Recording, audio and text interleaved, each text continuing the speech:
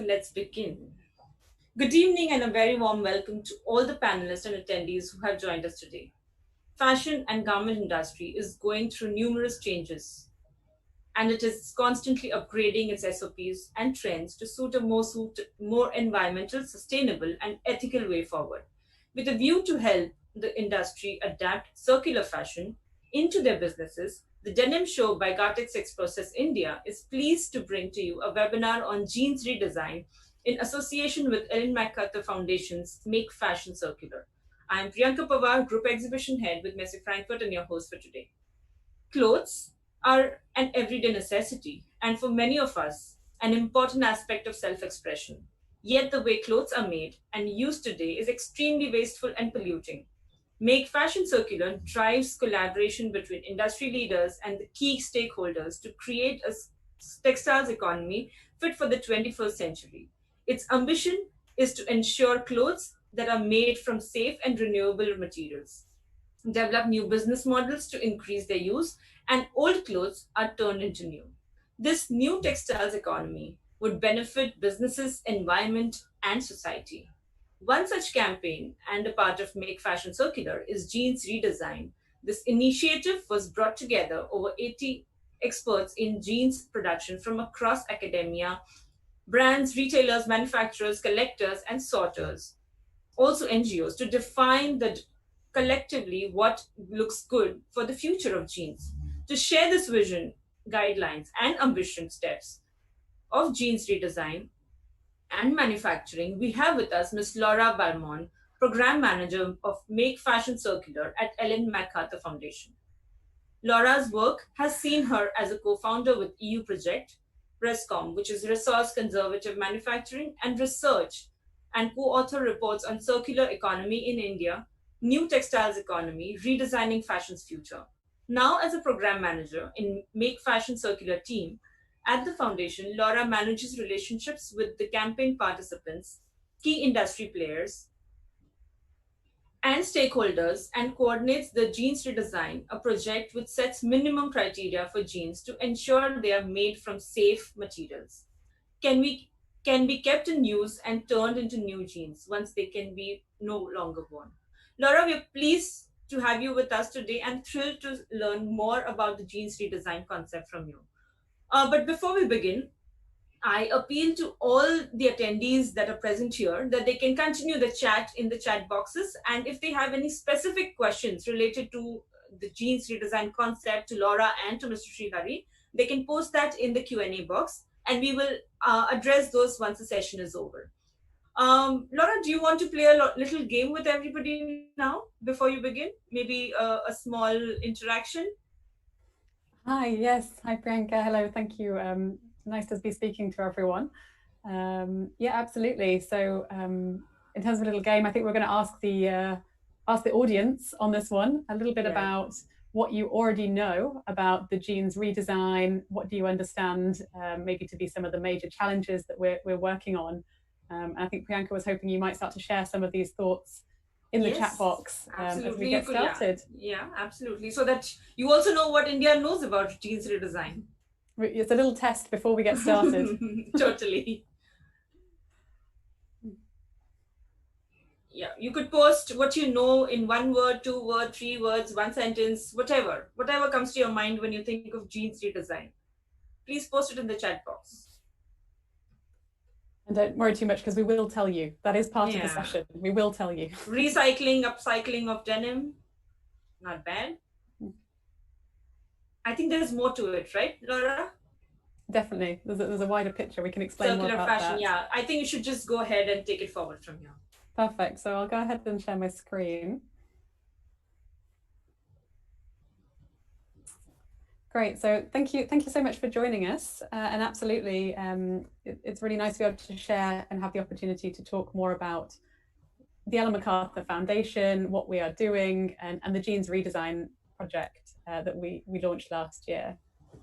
So just to bring a little bit of context, the Ellen MacArthur Foundation, we are a not-for-profit. We're based in the UK, but we actually work globally.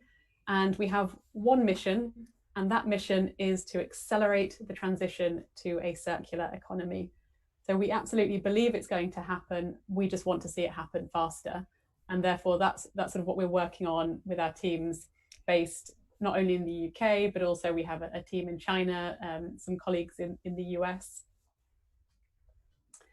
To set the scene a little bit, when we talk around, moving to a circular economy, this is very much in contrast to a economy that is linear by design. And by that, what we mean is, making money and running the economy through taking resources, making them into products that get used for a certain amount of time, but ultimately letting them go to waste. And this is one way, this happens in one direction. And we can make efforts to try and reduce the amount of resources that we're putting into that system through efficiency measures. But ultimately, over time, we still get to the same conclusion. We still take all the resources and end up with a very difficult situation to resolve, with them all being wasted. So what we really want to see moving forwards is a circular economy. And that's an economy that operates by, from the beginning, designing out the waste and pollution, making sure that products and their materials are kept in use, and that overall, the way that this is set up, natural systems are regenerated through the design of that system. And I was asked by Priyanka just to share a little bit around the, how does this fit in with the current situation in India and elsewhere across the globe. And a few years ago, we did some research looking at what would it mean for India to move towards a circular economy. And, there's also a really great economic benefit to doing this. And we found that if you compare the current trajectory, a business as usual trajectory, towards one of a circular economy to 2050, actually there's a real opportunity to generate an additional 40 lakh crore rupees in economic benefit by moving towards a circular economy. Plus, on top of that, we found there was an opportunity to reduce greenhouse gas emissions by around 40% on that trajectory of moving towards circular economy rather than business as usual. Specifically within fashion, we looked at the fashion industry a few years ago in our report, A New Textiles Economy. And within this piece of work, we looked at the current flow of materials through the global economy. And we found that within fashion, it is hugely wasteful and polluting. And it really is, at the moment, an example of a linear system. The materials go in, and we found that after they are used, there's losses during production, but actually almost immediately 73% are ending up in landfill. 12% or so get put into what we call cascaded recycling. So they might become insulation, they might become cloths, but ultimately they still end up in landfill. And that actually less than 1% of what was being put into the system overall was actually ever making it back and being made back into clothes again. And so what this means is that every second, the equivalent of one dump truck of textiles is being landfilled or incinerated. And on top of that, if we looked at the trajectory of where the fashion industry is going, actually this is only going to get worse, because projected growth and seeing more sales, we've already seen historically that over the last, between 2000 and 2015, the sales of clothing doubled. Meanwhile, the amount of time clothes were used for decreased by almost 40%. So when we look at this sort of wasteful trajectory, we're saying, and it's going to only increase as we buy more, but we use what we have less. We also found as well that there is a huge amount of chemistry that goes on, of course, within the fashion industry that is included in making yarns, fibers, fabrics, and finished garments. And I'm sure many of you are familiar with that. But actually, there's a real need to make sure that chemistry that's used doesn't cause any harm for the people interacting with it, or if it ends up in the environment. So what we did was we started to look at what would it mean to set out a vision for the future of fashion, and what would need to happen to really get there. So in a circular economy for fashion, we see three things being really essential. The first one is that clothes are used more. As I mentioned, things that are currently being used less, clothes are increasingly seen as disposable. So it is essential that we find ways to ensure that the clothes that are there are used more. They are made to be made again. And by this, we mean that the very design of how an item is made, right down to the yarns or the fabric, is really thought through. What happens when this item can no longer be used? How can those materials, how can the item be taken apart and those materials put back into use again? And the final one is from safe and renewable materials. So as I mentioned, making sure that from the outset, the choices are non-toxic and avoid using up finite supplies of inputs. And just to talk really briefly a little bit about Make Fashion Circular. So we wrote the report in 2017 and set forward this vision for a circular economy in fashion. And we said we wanted to really see how we could work with a whole cross-section of the fashion industry to put in place actions towards achieving that vision. So since 2018, we have been working with the group that you can see on the screen right now to really start to understand what actions can we take, how can we start to inspire and drive forwards towards that vision collaboratively. We work in a pre-competitive space, so how can we really see that come about?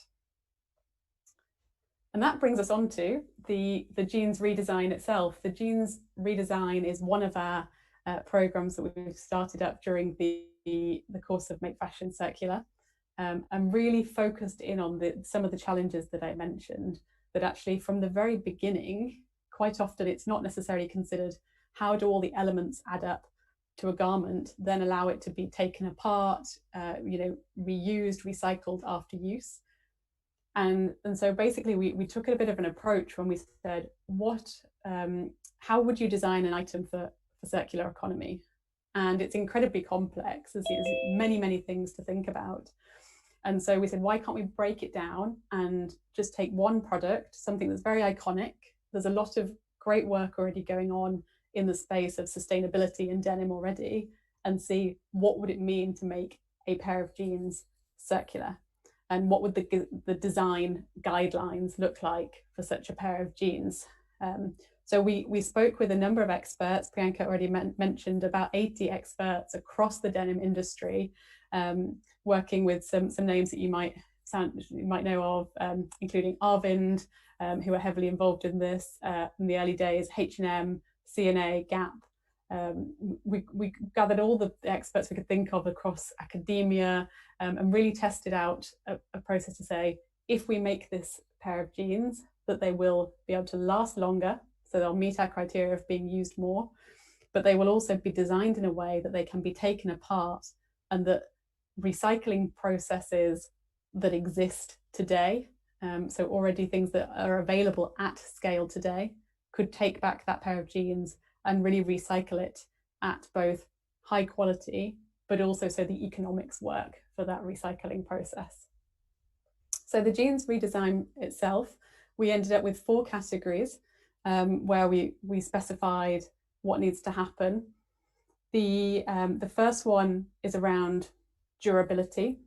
So within the Jeans Redesign, we specified that actually to ensure that things can be kept in use longer, jeans should be tested for 30 home laundry testing and still be able to meet the original criteria that was set as a minimum quality standard by the brand or fabric manufacturer or whoever was producing that material. This is really important in terms of being able to ensure that the jeans could be used more. We also found out that actually so far at the moment, there's no common way for the fashion industry to test and compare the durability of one product to another. So this is where we came up with the idea of using the 30 home laundries. And in addition to that, we've also asked that brands very visibly start, if they hadn't already had this, to provide information about how to care for the jeans and make sure that they are not washed at high temperatures, they're not tumble dried, and that in general you're helping the customer understand how to look after that product so they can keep it looking good for longer. The second one that we have is around material health, and the material health category is about making sure that the materials, so from the very beginning, if it's something like cotton, cellulose-based material, that should be coming from an organic source.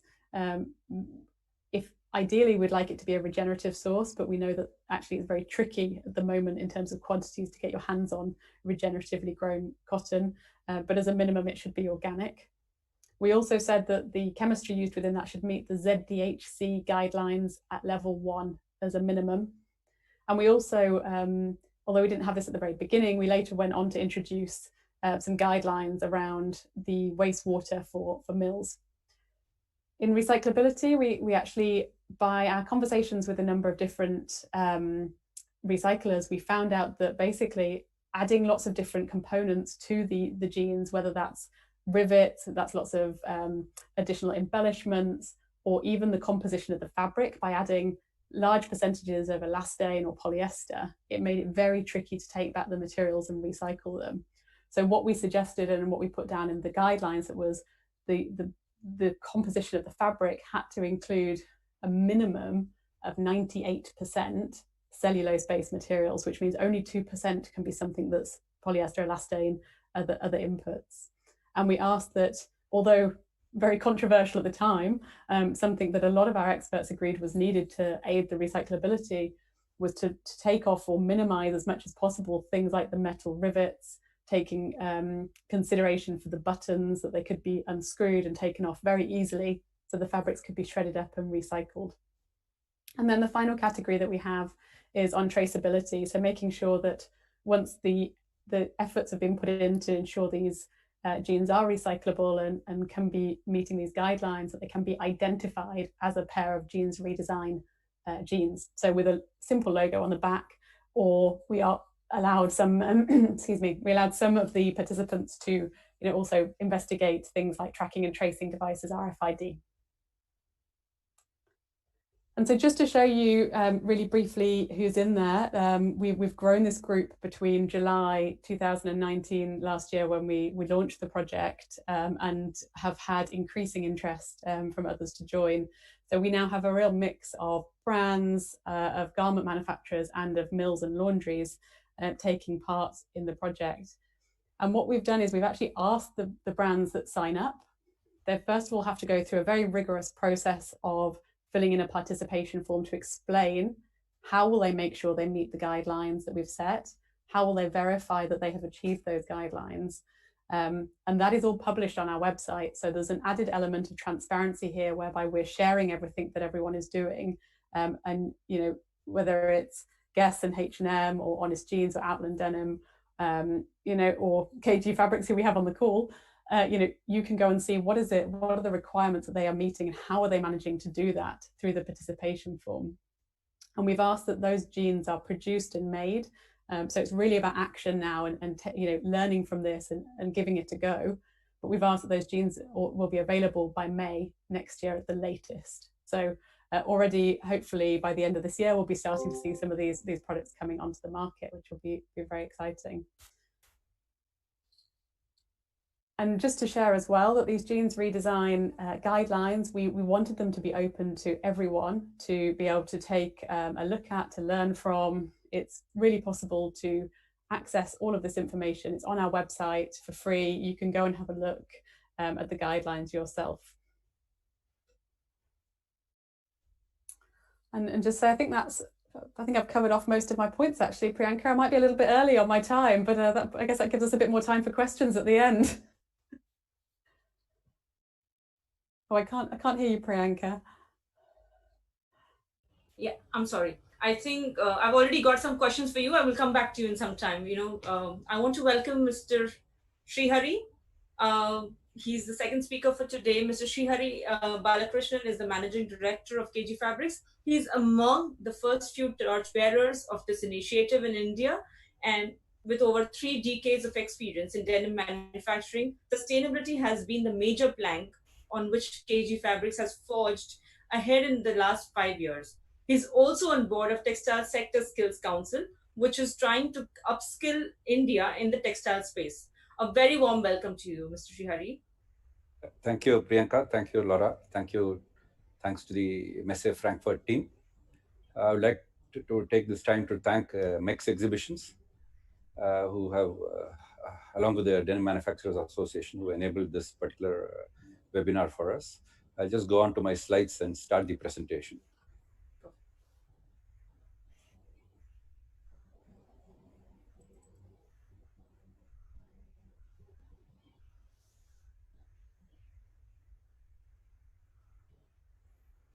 So let me start with what we think is the future of denim fabric and what we think about sustainability. According to us in KG Fabrics, we think sustainability is like meditation. It has to come from within. It cannot be in the form of certificates and certifications, and not be in the form of purchasing various audits. It has to come from within, and people will have to really practice it. The second thing that we believe in about uh, sustainability is that we do not have a chief sustainability officer. Everybody in our factory is a sustainability, and everybody sustainability.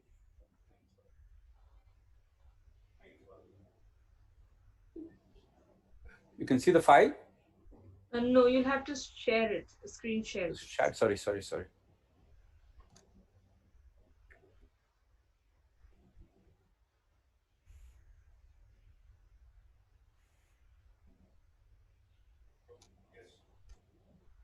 Sorry about that. Yeah. So this is what we think is sustainability. That is, everybody has to be a chief sustainability officer in the company. We are a company, we don't have a chief sustainability officer in our organization, where everybody is practicing sustainability. So thanks to our friends in Sri Lanka, the Hyderamanis, they prompted us to get into this particular Jeans Redesign program with the Ellen Macarthur Foundation. Being a large customer, we said, yes, let us try. And of course, we went through the rigorous process, and we are now a platform. We are part of the circular economy platform.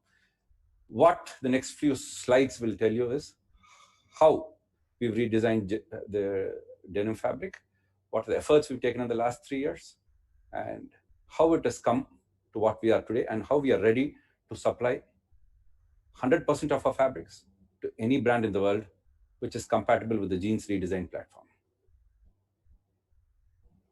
A small thing about ourselves. We are a distributed manufacturing facility with 7 locations.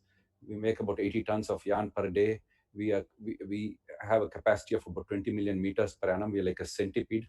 We're able to walk. So even during COVID times, when one location was down, we could start operating another location. So we are very secure that way in terms of supply chain. With all our waste, we make gloves, and we sell it to the market. A view of a factory. It's located on 33 acres of land. This is our denim manufacturing facility. This is one location. It has solar rooftop on top. It's the world's only zero solid discharge, zero liquid discharge facility. When I mean zero solid discharge and zero liquid discharge, not a single of water is let into the ground. And I mean zero solid discharge, even the smallest waste are sold out as useful material for somebody else. So this is what I mean by zero solid discharge and zero liquid discharge. We think sustainability has 2 prominent factors to it, the 2 wheels of sustainability, as we call it. One is sustainability of our earth, and the second is sustainability of our people. Both are interdependent, both are mutual. In 2018, when we were researching for various, we were very sustainable even then. We had 3 years of sustainability data with us. And we said, what is that one audit, which there were hundreds of audits, and what is that one audit which will fit us, and what will that one audit make our product good? What is that one audit which will capture all the data that we have? So we figured out that TUV not had this green product certification. So we give them 3 years of data that we have captured, whether it's cotton consumption, whether it's water consumption, whether it's cotton reusage, it's polyester fiber usage, chemical usage, chemical reuse. We gave them about 40 to 50 different parameters and asked them to certify us. They not only took our data, they took our filings with the government, they took our water consumption data, which we had filed, which is automatically monitored by the government. We are one of the few companies in India where the water data is monitored 24/7 by the government. I think there are only 3 or 4 in India. We are one of them today. So all this data was made available to them. They audited for about 90 man days, all the data. They were very happy. And then we were a certified green product. Once we did this, we were still not very happy because it was based on the data that we gave, which was audited by. We said we had to protect this somehow. We gave the same set of data to Confederation of Indian Industries. They go around certifying green buildings as LEED certified or platinum certified, gold certified buildings. So we got a the entire manufacturing facility Green Co certified. So all the products in our facility are green products, and the entire facility is a green company. We happen to be the only company in India to have both these certifications, where 100% of what we produce is this. So why did they give us this? That is what we are going to see in the next few slides. Why have we got a Green Co? For these reasons: a very green infrastructure, water conservation, zero liquid discharge, 50% of whatever we make is made out of renewable energy, wind and solar, waste management. We are a zero waste company. All our 7 locations, we have zero waste produced. We do not scrap anything. Everything is sold to recyclers, reusers, or we use it in-house. We give a lot of importance to material conservation. So this is what we are. This is how we work.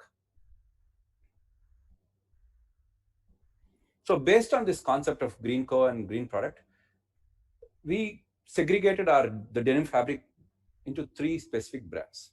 One is Green Denim. Now, Green Denim is the platform in which we make denim. 100% of all green denim is made on this Green Denim platform. Product Zero is something, today we hear about recyclability, using a lot of reused materials, reused polyester, cotton, shredded waste, reuse of chemicals, using another company's waste as our chemical as our raw material. This is Product Zero. So Product Zero sits on top of Green Denim.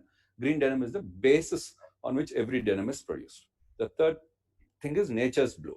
Nature's Blue is 100% based on plant-based indigo, plant-based chemistry, which for the first time in the world, we have done it on a machine. Normally, doing it on a machine is very difficult for plant-based indigo. We've done it on a machine. So we have Green Denim, Product Zero, and Nature's Blue. So what is Green Denim? Green Denim is zero solid discharge, zero liquid discharge. 100% of the packing material is reusable. That whatever denim we pack, and 80% of which is biodegradable. 80% of the chemicals we use is recycled caustic that we use. Dye uptake, this is a very important factor. Most fabric has a 60% dye uptake, whether it's indigo dye, reactive dye, or any other dye. It has a 60% dye uptake. We've been able to improve upon the process. We have developed our own 2 in-house technologies called iWash and iTop, where we're able to take up the dye uptake up to 80%, 82% on most material, and up to 90% on certain materials. We are working on taking this further up. So that means we'll be able to give a slightly lighter shade, slightly lighter pickup for a very dark shade, because we are picking up more. We give a guarantee across the globe. 15 liters of water is fresh water is what we use, with 0 liters of water wasted. This is a guarantee that we give. On practice, we are using 6 liters of water. 50% renewable energy, that is very easy. 100% utilization of cotton that comes in. That is, we convert 94% into yarn and useful products. 6% is what goes for agricultural purposes. This is audited, this is certified. Most companies on carded yarns get 85%. On combed yarns get 75%. On polyester cotton yarns get about 90%. On 100% polyesters get about 94%. We, on a mixed fiber use, almost 90% cotton, 10% polyester, and a small quantity of viscose fibers.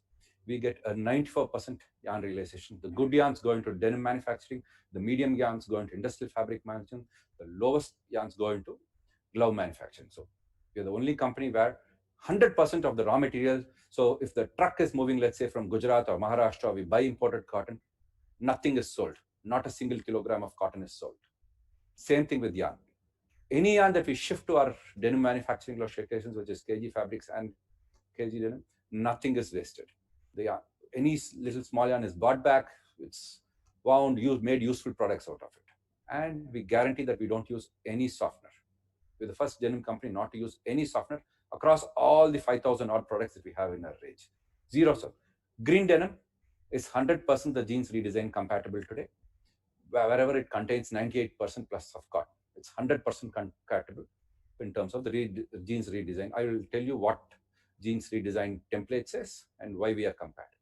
Product 0 is built on green denim, where dye uptake is 90%. Here we push the dye uptake up. Only 1.5% indigo is used, that is less indigo for the same deep darker shades. Zero thermal energy, zero virgin fibers in the weft. Here, based on customer requirement, we use post-consumer waste polyester, which is not compatible with the jeans redesign, and post-consumer waste cotton, which is compatible with the jeans redesign. Here we've been able to make a success till a maximum of 8% post-consumer waste cotton. A lot of companies claim they've done 30%, 40%, 50%. Let me assure you, it is fake. There's just pure accounting gimmicks. We are not. When we use a raw material, we see to that 90% of it is used first pass, not second pass, third pass, fourth pass, or fifth pass. So that is when we select the raw material. So we are very choosy there. Other people do a combing and then use it, in which they lose 60%. No, first pass we use 90%. That is what we guarantee for today. A certain portion of recycled raw material in the VAP, zero solid discharge, zero liquid discharge, zero usage of softeners, and zero usage of fresh water, and zero usage of fresh caustic. This again, we buy reused caustic from another close by factory, and we produce product 0 out of that. Nature's Blue, built on the green denim platform, 100% based on plant-based indigo. We have a supplier who we have integrated him as a part of a supply chain. He's capable of supplying to us to manufacture up to 50,000 yards of denim every month. Machine dyed, not hand dyed. It was a bit difficult. This particular process we developed along with the Government of India and South Indian Textile Research Association. By now, everybody would have heard about Citra, which certifies PPE masks. It was a joint venture. We gave a 50% funding, and the Government of India helped us with 50% funding. We jointly funded Citra. We came out with the entire process. It was a year-long process. We used the green reduction of alkali, and we used a green alkali, which is very earth-friendly, and we used a biodegradable reducing agent in lieu of hydros. It was very difficult. It's a slightly more expensive, but we made a success out of it. We've done 2 runs so far today. When I meant 2 runs in the sense, first phase we did 20,000 yards, and second phase we done 30,000 yards. We are geared up for a continuous run as and when we start getting the orders. Every meter we dispatch will be certified by South Indian Textile Research. Now, these are the, on the left of what you guys see are all the, ingredient brands that are available in the market, like Ecovira, Arilan, Refibra, Criora, Tencel, even Dystar. On the right is all the organic cotton, the Higg index. You purchase what is on the right and you use what is on the left. Assume you're buying an organic cotton. You take it through a typical denim road. Any other company is going to dirty it, not us. We are going to use 94% of the organic cotton, 100% of the yarn. We are going to use 90% of the indigo that goes into it. So we have trademarked this particular process. We have branded this particular process, calling it green denim. So if you buy an organic cotton, if it goes through a green denim processing, it is the greenest organic denim out there. If you buy a BCI, it goes through a product 0 processing, it is the greenest product denim out there. Same thing with Nature's Blue. If you buy an organic cotton, 100% of Nature's Blue is organic anyway. So if you buy an organic, you're 100% guaranteed that it is organic. So some of the brands which Laura has already told you, how long has this product been ready? It's ready for the last 3 years for the Jeans Redesign platform. So we are ready since yesterday. Any fabric that you sample with us, all you have to tell is 98% cotton, and it is ready for the platform. So what is the fabric parameter for the Jeans Redesign platform? Volume of wastewater should be less than 25 liters per yard. We are 0. So we are 100% compliant. 100% of what we make is fully compliant. Hazardous chemicals, ZDHC level 1 compliant. We don't discharge any wastewater. So we don't discharge any chemicals into the environment. We are 100% compliant, but we still tested the water that is goes to the effluent treatment plant. we are fully complete. 30 home laundries, 94% of the fabric that we've shipped last year, I've taken the shipping, are able to last this 30 home laundries. We'll tell you what are the tests that it goes through in the next slide. 70% of all the fabric, 98% should be cellulosic on the jeans.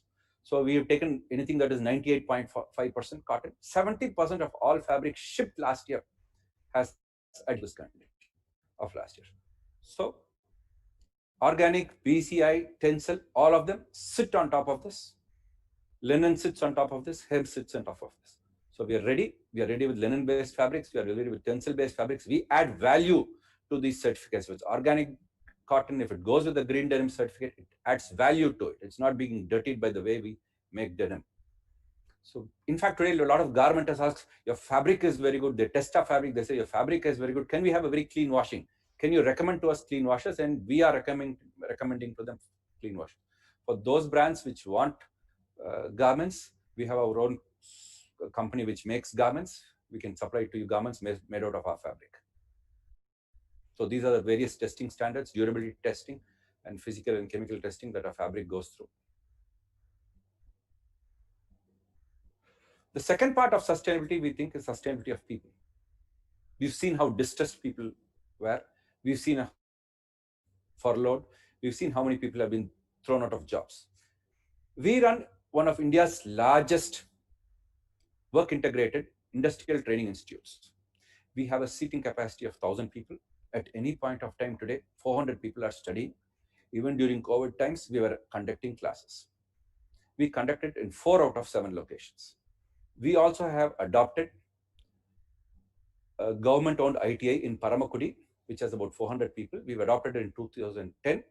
From that only, we got the confidence to run a work-integrated ITI, and we've upgraded the ITI, and we made it a top center of excellence. And today, between Paramakudi ITI and our ITI, a lot of students pass out every year. It's a 2-year program where we give them diploma certificates. We run the Ministry of Skills work-integrated PMKVY program continuously for all our workers.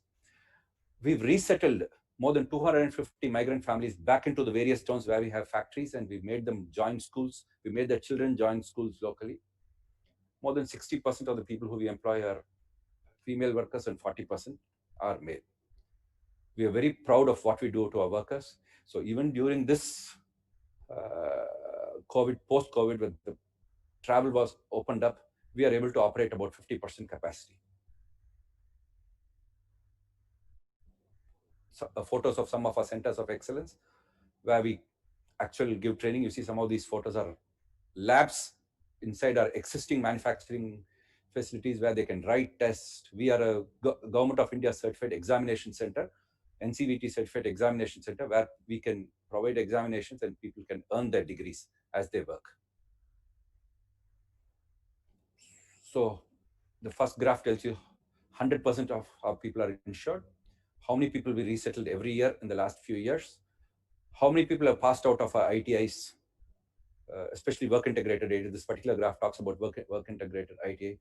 So far, 1,000 graduates have passed out of our work-integrated ITIs.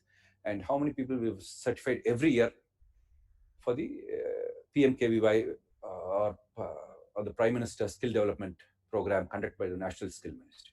So as we say, not only are we very sustainable product-wise, but we make our workforce, we provide them with a living and a life. We do not provide them with just work and then send home. No. When they go out of us, they go home with the skill set which they can use it for life. In fact, some of our people have been deployed back in engineering industries back in their hometowns. Post-COVID, during COVID, we taught them all additional skills like yoga and things like that. They were very happy that we were able to, even though this is a part of our weekly, we made it daily in terms of them practicing. We won the National Water Award 2019, February, for 2018. We were the first company, we were number 1. Next to us was, I think, Honda Motor Company.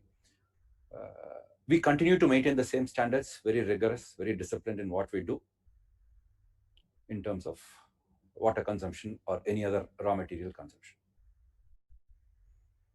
So we think sustainability has two criteria. One is our earth, what we do to make this earth a better place, and one, what we do to make our people a better place.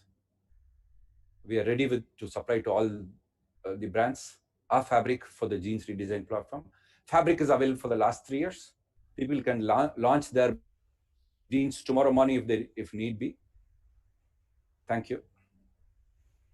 Thank you so much, Mr. Srihari. I think that was very, very insightful. And I would like to repeat or reiterate myself that you're a true torchbearer in the industry with a sustainable, 100% sustainable business that you do with jeans. Thank you so much. Thank you. My first question to you, Laura, is this the right time to infuse circular economy in consumer brands and manufacturers' mind? Thank you. And yeah, I'd just like to iterate as well. I think, Mr. Srihari, thank you for sharing. I think we were aware of what we were doing, but even more so now. So I listened with great interest.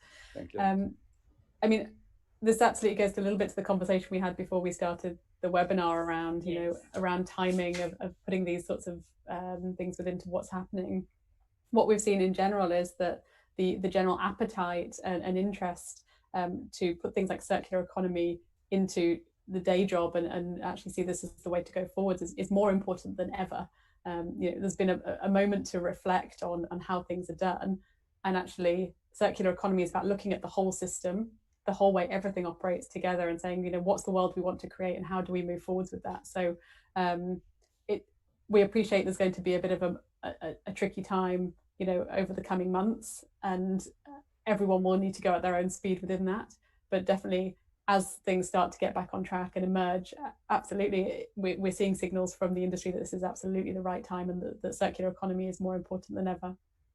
So have you seen a lot of interaction with your brands, consumers, or manufacturers post-COVID? Or, I mean, have you seen a difference in that? Yeah, I mean, definitely, I'd say at the moment, that probably as most are experiencing, there's just you know, a period of reflection. I don't think anyone necessarily has all the answers yet, but there's certainly an increased appetite to understand how can things like looking at the system and circular economy, particularly, you know, the economy part is really core to it alongside all the other aspects that go with that. How do you actually find new ways to actually create value? How do you change the incentives of what business looks like? And I think that's what's going to start to really speak to customers and to businesses, is to understand how can they continue to create that value and operate in a new way and make money in new ways. Thank you, Laura. My next question to Mr. Srihari is, what will be the impact of sustainability on textile and apparel industry according to you? And how do you foresee the situation in the coming 5 years maybe? Okay, coming from Tamil Nadu, where a lot of textiles are already very sustainable, 7,000 megawatt of wind, highest number of zero solid discharge, zero liquid discharge plants, almost 200 odd, 300 odd, almost nothing that comes here, everything gets reused. I think if the future is sustainability, brands have been talking about it. There's been a lot of greenwashing which has been happening. I think post-COVID, greenwashing will stop. I think real sustainability will come in. I think consumers themselves will go around looking for products which are really sustainable and just not a nice tags hanging on the side saying it is organic or whatever it is, but which is wholesome. We feel that after reopening, suddenly we've had a lot more inquiries for our Nature's Blue product, the real indigo product, a lot more interest. We can feel that. I think that's the direction which the world is heading. On the same lines, I want to ask you another thing. Is your fabric more expensive for being sustainable? And if yes, how do you make it more competitive? Our fabric is, yes, slightly more expensive. It's not very expensive. I think when people are able to pay 10 cents, 20 cents for being organic, to keep the organic intact, I think it does not matter for them. Because being sustainable is not very easy. It takes a lot of rigorous discipline. It takes a lot of saying no to a few orders that we've already said no, because people ask for very low cost pricing, which we could not compete.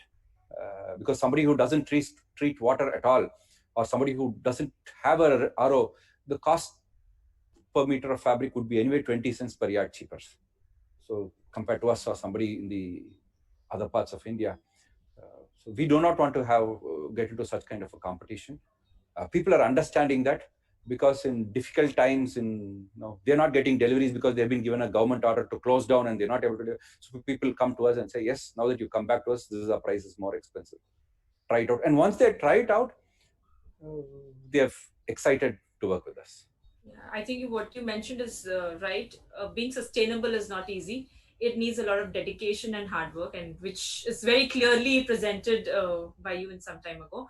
But if there is any brand, a new brand, or any brand in the industry who wants to take these trials on on your jeans, do you have any minimum quantities? No, actually no. So we happen to be the only company where we have a concept called KG Fabrics Prime, where we are delivering about 40 sorts next day basis across the globe. It'll get delivered from our fabric. MOQ is even 50 meters. We ship it instantaneously. We've used a lot of artificial intelligence in monitoring the product delivery right from cotton stage all the way to the finishing stage, so that there is never a gap in delivery. It took us more than 2 years to arrive at this concept, but for the last 1 year we fine-tuned the concept. So today, across the globe, next day morning delivery across 40 sorts. We want to make it 100 sorts, but it is taking a little bit of time. Only company in the world, I think. Congratulations on that. Laura, I'm coming back to you. What are the criteria for joining this campaign, Jeans Redesign, for any mills in India, Bangladesh, or across? And what is your vision and expectations from these companies? Yeah, absolutely. So in the first instance, this has been somewhat of a learning experience for us. And so we've set the first round of this up until May next year. So at the moment, we're just exploring whether or not we can take on any additional participants within that overarching piece till May next year.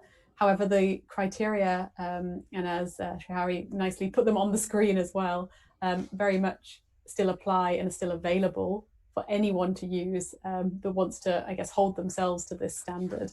So the criteria, as you mentioned, particularly depends whether you're a garment manufacturer or a mill, but feature around those 4 areas around looking at the material health of the things that are used, how you're actually setting it up in terms of recyclability, and then, of course, the wastewater discharge, what are you putting out into the environment, and the specific criteria on that.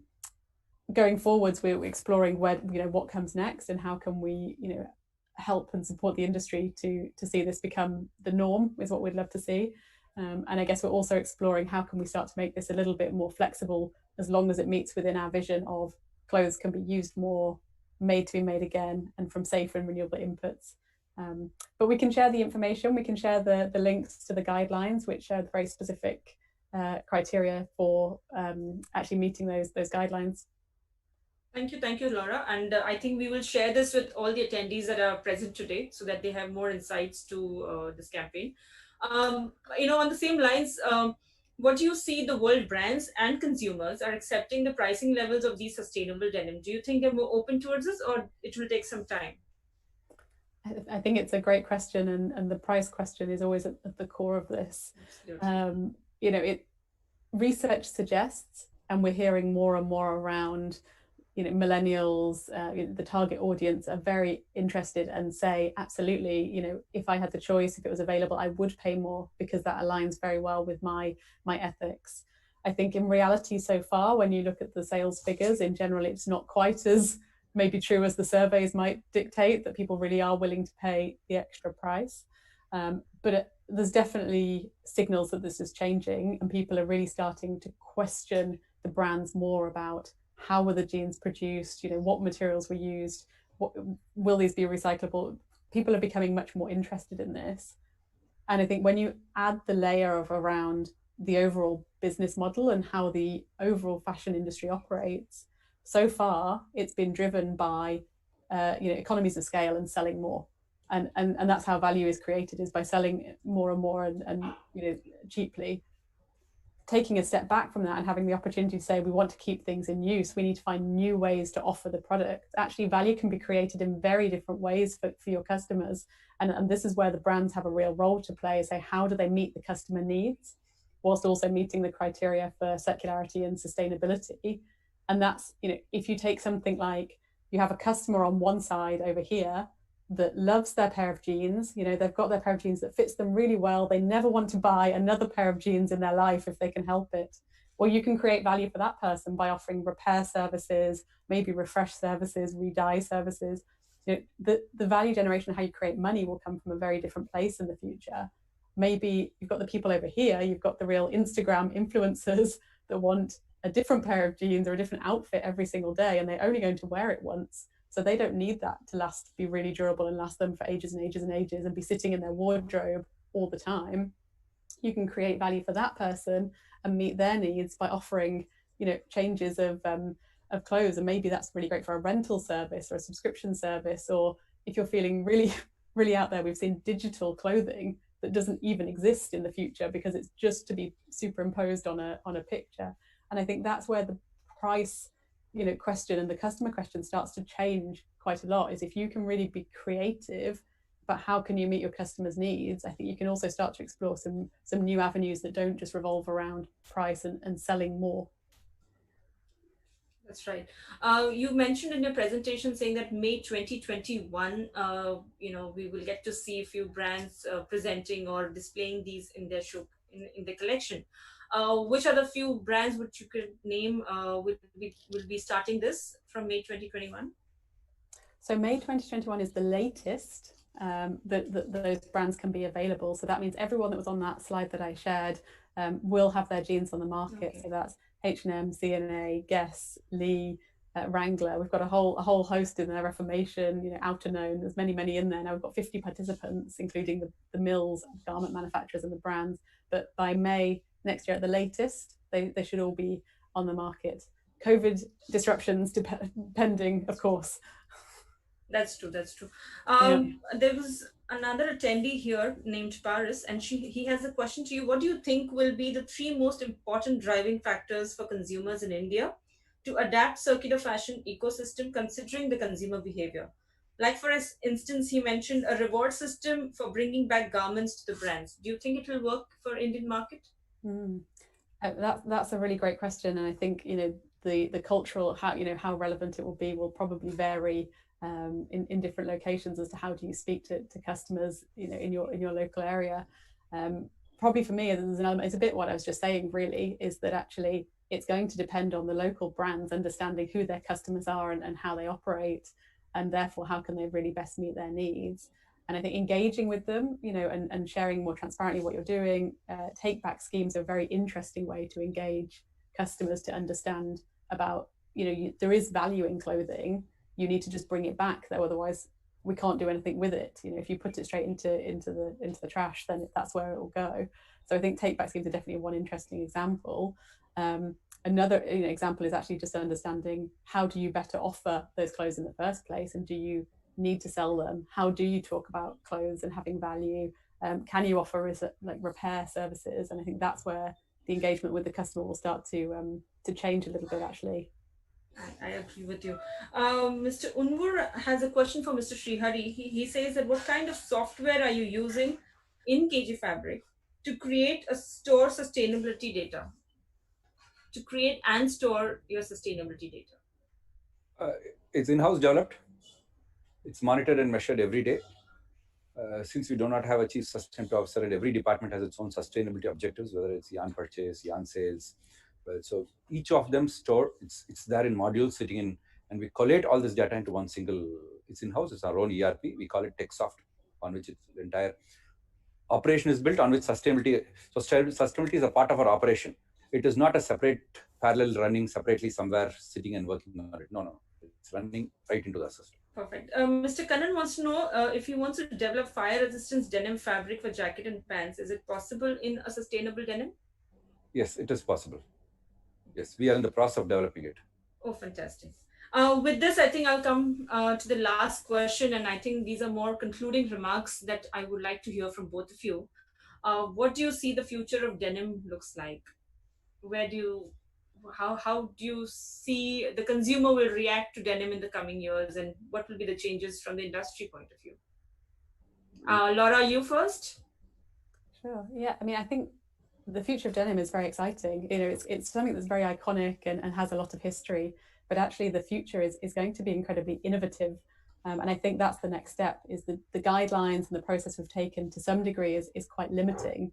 And therefore the next step is, how can the industry be very creative, innovate on the fabrics, innovate on the recycling side, innovate on materials that are healthy and meet the right criteria, but also perform really, really well.